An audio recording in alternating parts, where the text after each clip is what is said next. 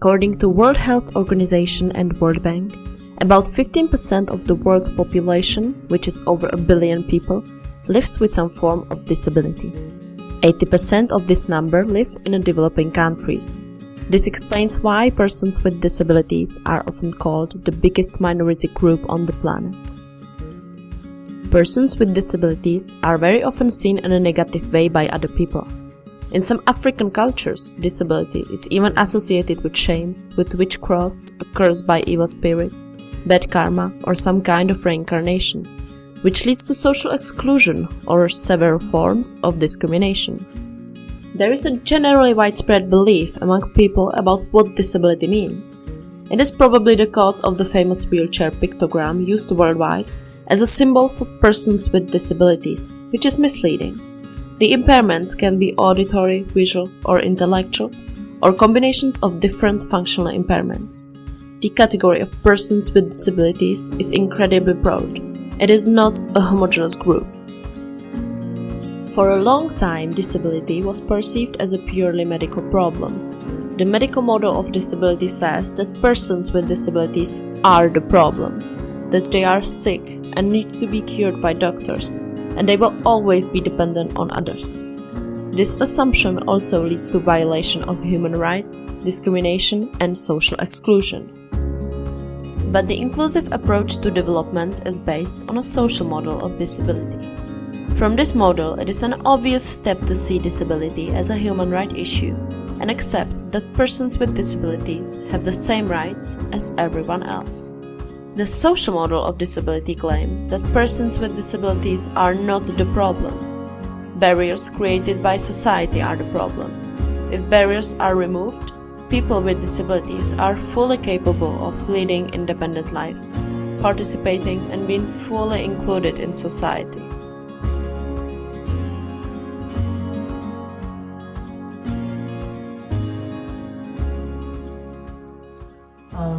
Persons with disabilities are often forgotten members of societies.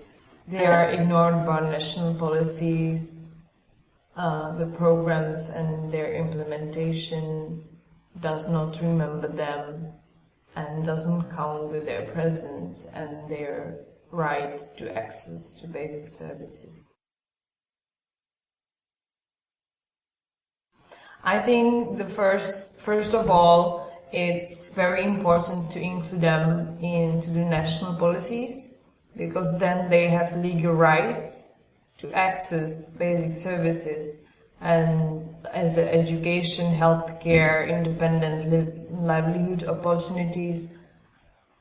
And additionally, inclusion of persons with disabilities into national policies helps them being seen as equal members of societies, because social exclusion is the main problem or main reason why they don't have access to basic services. It's not the physical limitations, it's mainly the perception of persons with disabilities by the majority of the society.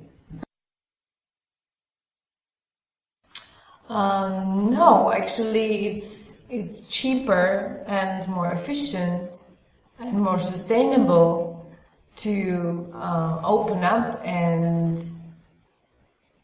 make accessible the current services as hospitals, schools, companies, then create special ones for persons with disabilities. Disability is indeed both a cause and consequence of poverty. This relationship is often described as a vicious circle, poverty leading to disability and disability worsening poverty. Those with disabilities are more likely to fall into poverty and face discrimination, and they are amongst the poorest of the poor.